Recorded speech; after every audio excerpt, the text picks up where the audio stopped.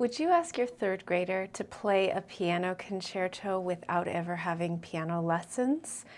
Or your fourth grader to perform in the ballet without weeks of standing at the bar? No, you wouldn't, and neither would you ask them to write about their summer vacation without showing them the steps to that complex writing task. Writing and Rhetoric curriculum, the Fable and Narrative 1 books, are the books that teach that task. They show students through models and whole story examples of literature how to be good writers, how to imitate their way into good writing. Here are some of the steps that your student will take when they study this book. They'll start by reading or listening to a story, and it's a complete story. They will tell the story back.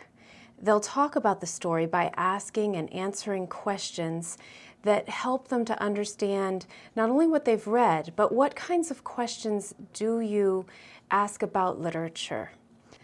They go deeper by looking at words and wordplay, and only then do they begin the writing process. They go on to do copywork and dictation, and then start completing sentences and rearranging sentences. After that, they begin to rewrite the story. Sometimes they change the point of view or the main character, and eventually they learn the very central skills of how to summarize and how to amplify a story. They're all this time working with the original story that they've come to know so well.